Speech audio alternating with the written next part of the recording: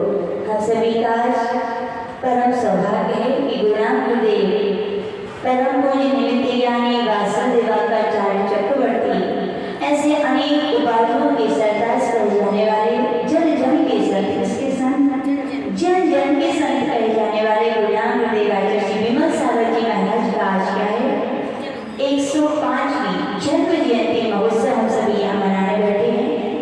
पूज्य गुरुदेव के मुखारबिंद से जो सुना वही आपको कहेंगे।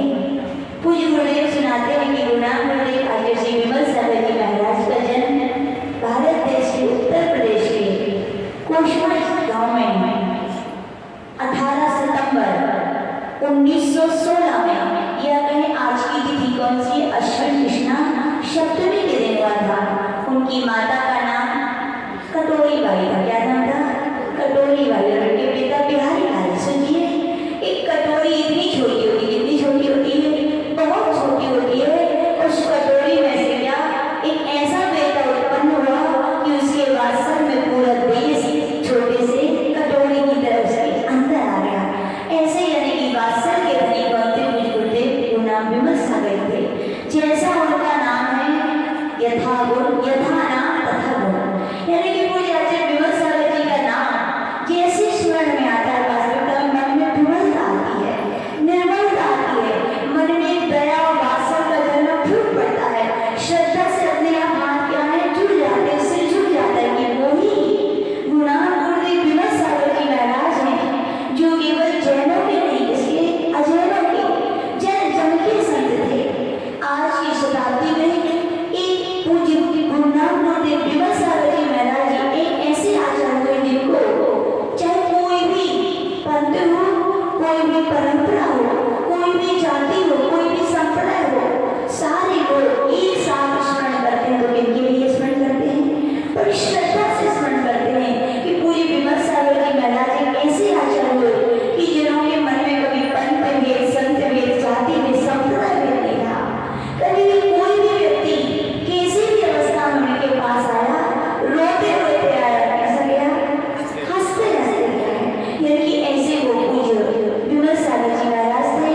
और उनकी कहा जाता है उन्होंने यज्ञों पर भी धारण किया था। तो इनसे परम पूज्य आचार्य श्री चार्य चक्रवर्ती शांति सागर जी महाराज से। और कहते हैं पूज्य आचार्य श्री बताते हैं कि वो दीक्षा लेने में कहा उन्हीं के पास गए थे कि मैं दिगंबरी दीक्षा भी उन्हीं से लूं। लेकिन उस समय पूज्य आचार्य शांति सागर जी महाराज ने कहा कि मैं तो भी दीक्षा नहीं दूंगा, मेरी समाधि संलेपना का समय और मैंने दीक्षा लेना भी बंद कर दिया है। तुम जाके दीक्षा लो, मुझसे लो। अभी वर्तमान में युवा रूप में कौन है? पूज्य आचार्य महावीर कीर्ति जी महाराज हैं। तो उनसे जाके क्या करो? दीक्षा धारण करो। और उनके ही आदेशानुसार विमल सागर जी महाराज जिनका नाम व्यवस्था में क्या था? नेमी चंदी था। क्या था? बचपन से ही बड़े धार्मिक थे। कहा जाता है कोशमठ राम, पहले वो मंदिर नहीं था, लेकिन उनकी इतनी भगवान के प्रति अटूट श्रद्धा भक्ति थी, कहते हैं कि वो 4 बजे साइकिल से निकल जाते थे सबसे पहले दूसरे गांव। यानी कितने कोसों कई बार तो पैदल भी जाना पड़ता था, लेकिन मंदिर वो प्रतिदिन जाते थे। उनकी अनन्य श्रद्धा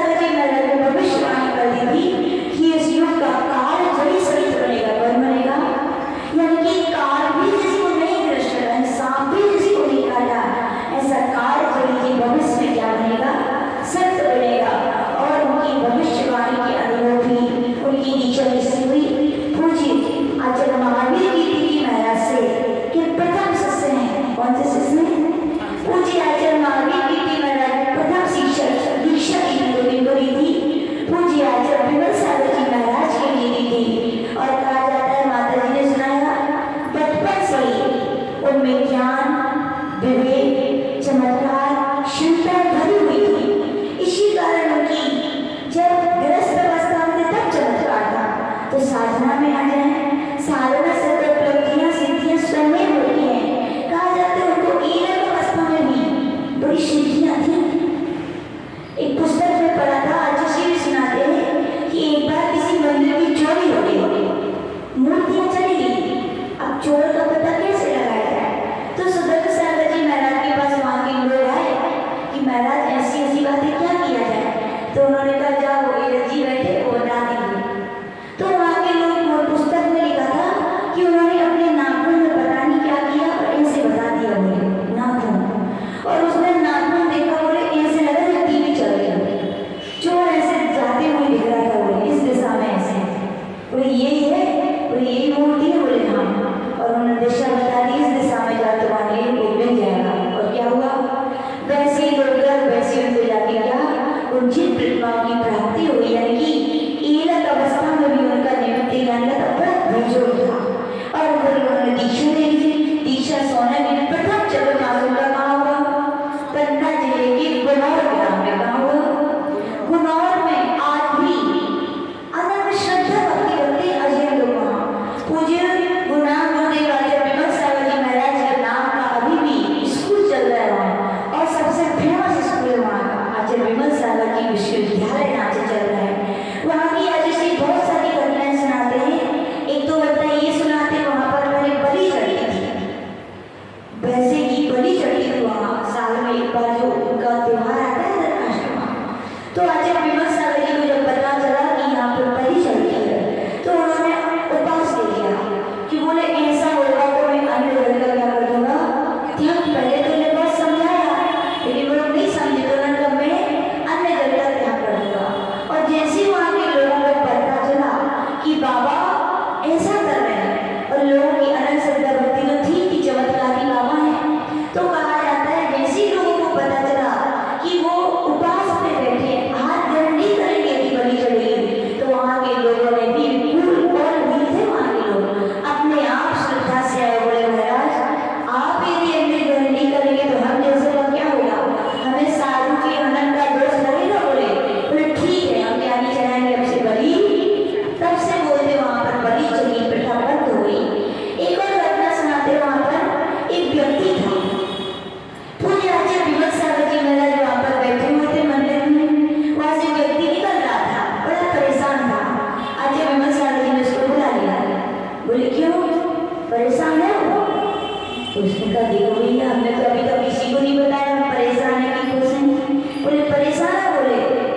बोले वो कुछ भी नहीं बोल पाए। इतने में पूज्य आचार्य विमल सागर जी बोले तुम्हारी भैंसें घूम गई है ना, वो तो हक्का हक्का रहेगी। बोले मैंने तो किसी से भी नहीं कहा कि मेरी भैंसें नहीं करेगी, मुझे कहाँ से पता चला? बोले हाँ महाराज मेरी 5 भैंसें, वही मेरा जीवन है, उससे जो कुछ होता है उसी से मैं अपना पेट भरता हूँ अपने बच्चों का। फिर भैंसें बोले मैं सुबह से ढूंढ रहा हूँ लेकिन भैंसें नहीं मिली हैं। तो आचार्य विमल सागर जी बोले जाओ वहाँ खेत के पास है वहाँ चले जाओ। तो क्या बोला महाराज सुबह से वही वही तो देख रहा हूँ। बोले वही वही देख रहा हूँ, नहीं है हमने बहुत देख लिया। तो आचार्य विमल सागर जी बोले जा मैं कहता हूँ देख लिया एक बार। बोले जिस समय तुम देख रहा था उस समय तुम्हारी भैंसें उतर रही है पानी में, वहाँ लोड में चली गई थी, डूब गई थी, तुम्हें नहीं दिखी। अब जाओ वहाँ मिल जाएंगे।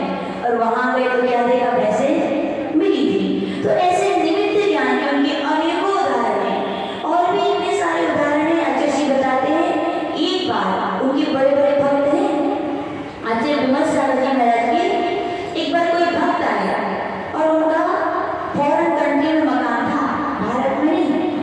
बोले उन्होंने बता दिया सुन तेरे घर पे इस दिशा में ये दीवार चटक रही है, और यदि तुमने नहीं बनवाई तो तुम्हें हाथ टूट सकती है। तो बोले महाराज अभी तो नहीं बनवाई है। और पहले उसको पड़ा वो लगा कि बताओ महाराज यहाँ बैठे वहाँ मकान अमेरिका वगैरह में, महाराज को कहाँ से पता चला?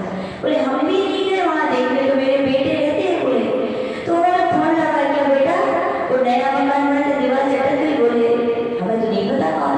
बोले देखो, और जाके देखा तो क्या दीवार चटकी हुई थी। ऐसे उनकी अनेक निमित्त ज्ञान है। और भी पूज्य आचार्य जी की घटना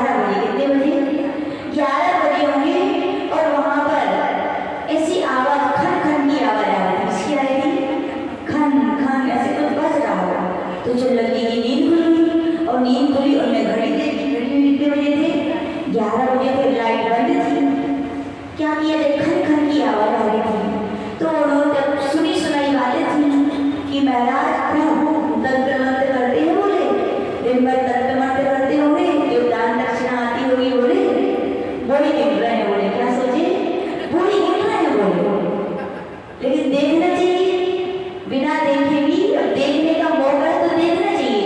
तो चुल्लक जी बोले कि देखना चाहिए।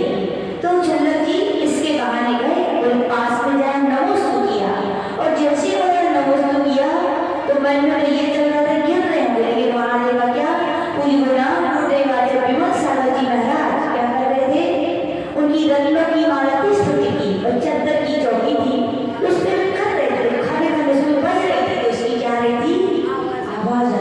जैसे ही बोले जैसे बताते बोले मैंने देखा मेरा पूरा शरीर पानी पानी हो गया बोले पसीने से, बोले मेरे बहुत दुख हुआ, इतने बड़े महान संत के बारे में मेरे मन में सुन करके ऐसी आश्रद्धा की बातें कैसे आ गया, बहुत दुख हुआ और मैं आकर के लेट गए, लेट तो गए लेकिन नींद आई, नींद नहीं, अंदर ही अंदर उनके निंदा की मुझसे ऐसा कैसे विचार आ गया।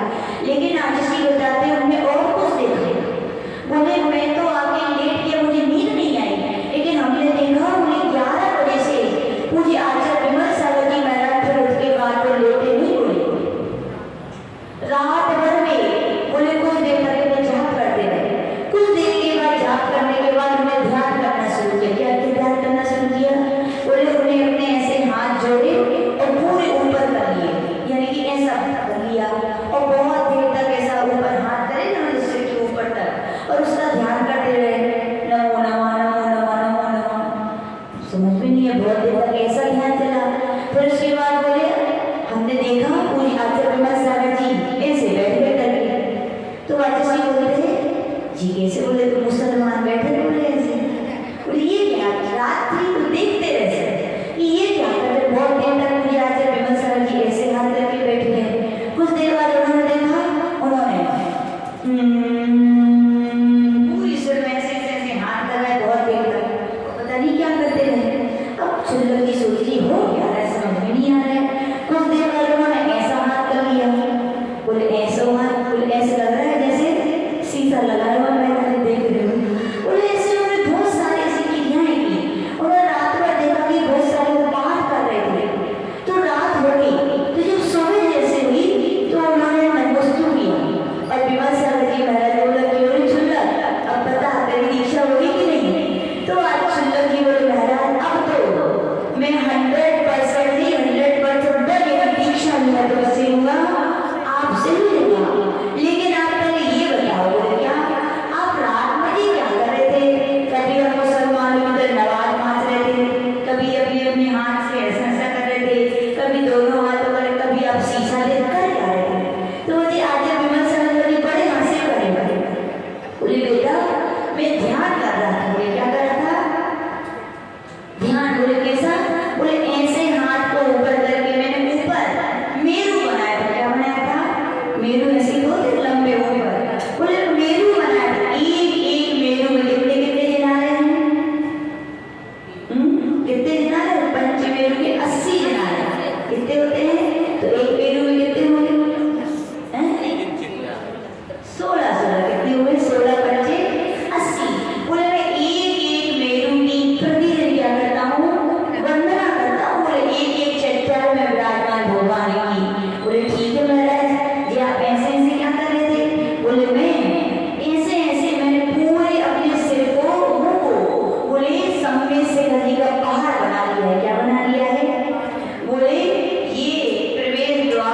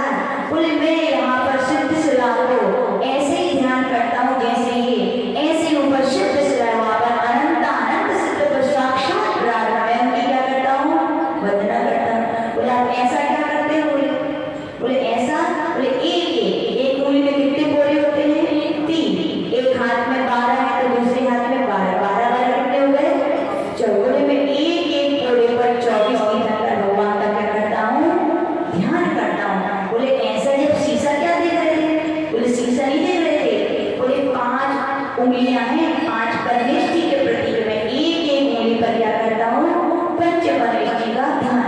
ऐसी उनकी ध्यान साधना को सुनकर क्षुल्लक जी को क्या और बराबर कि मेरे अब तो मेरे यदि गुरु होंगे इस भावनी बोले भावों में यदि गुरु होंगे तो कौन होंगे, यही होंगे। और कहा जाता है आगे से सुनाते मैंने तुरंत कहा कि महाराज अब दीक्षा की डेट आप निकाल दो। फिर आज की लौट नहीं रखी, सीधा वही कचरे में रहे, कचरे से बिहार के बाद औरंगाबाद में गुरुदेव पूरी आज विमल सागर जी महाराज के हाथों से क्या होगी, क्षुल्लक जी की और दुर्गाचार्य जी की दीक्षा होगी। और उन्होंने घोषणा की थी कि मैं आज इस शिष्य को दीक्षा दे रहा हूँ, उससे मुझे बहुत खुशी होगी।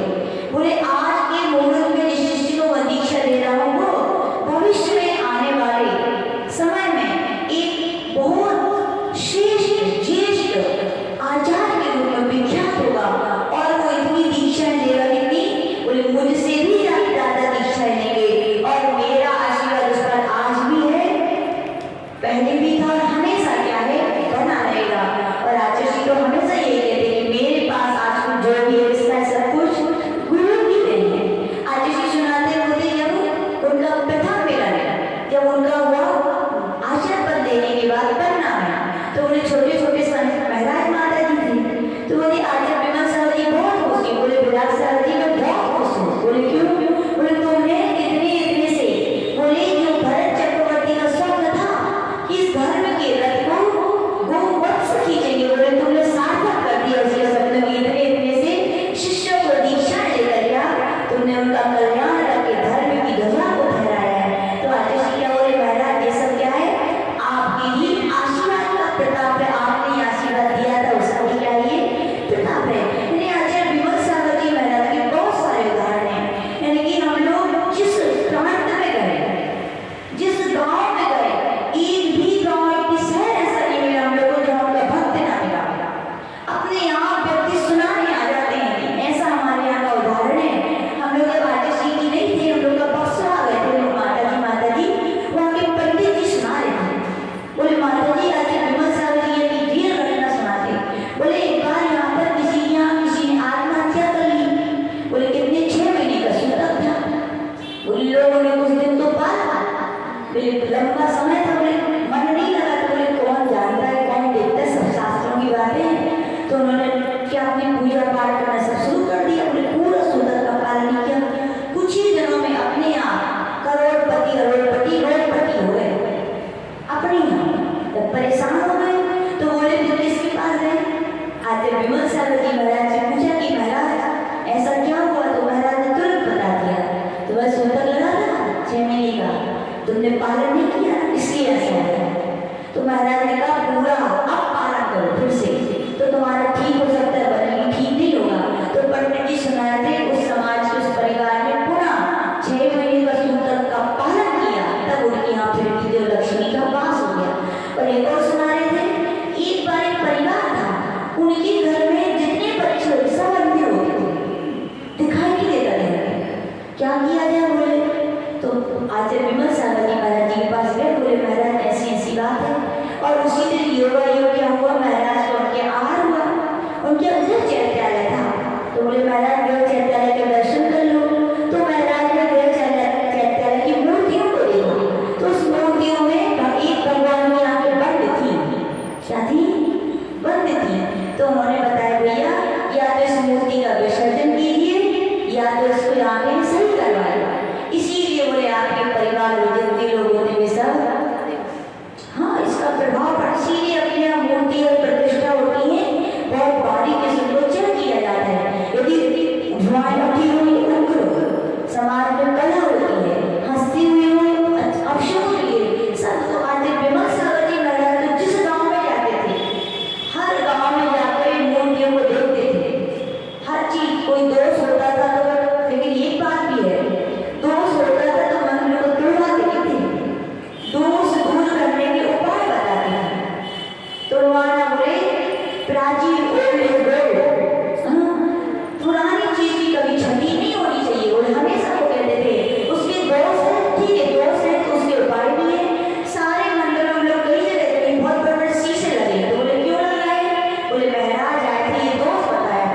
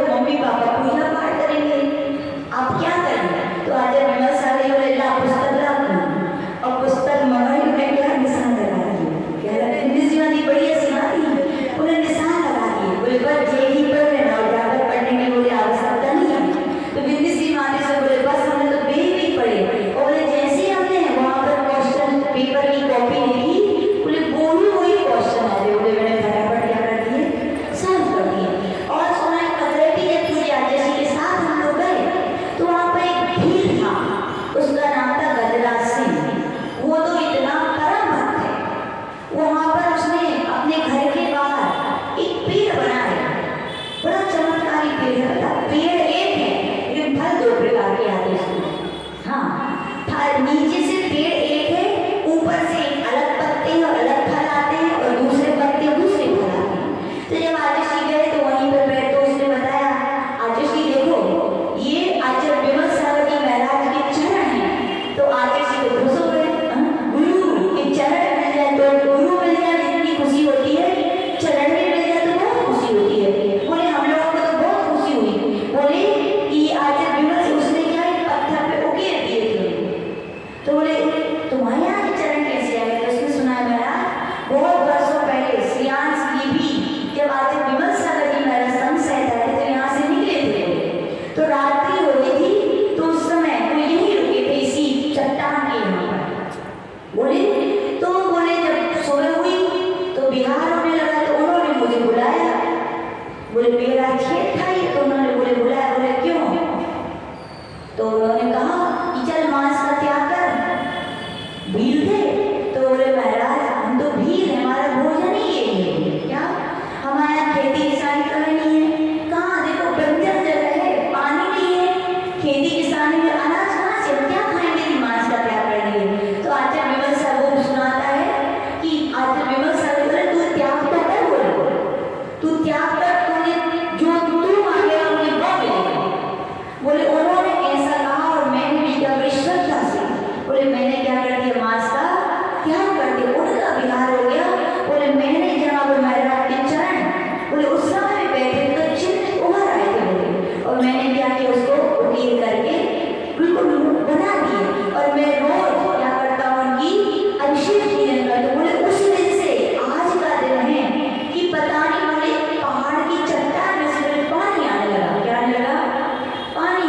बोले आज तक नहीं पता, बोले हर जगह के तो कुएं सूख जाते हैं, पानी कम हो जाता है, लेकिन हमारे बिना जंगल में भी ये पता नहीं कहाँ से झील आती है, पानी कभी सूखता नहीं है। और आकाशी को बोला आकाशी देखो आज हमें हरी भरी दिख रही है। बोले ये आचार्य विमल सागर जी महाराज का आशीर्वाद है कि ये जमीन हरी भरी हरी भी है और हमारा मकान जाके देख लो क्या है वो भरा हुआ है। क्या है?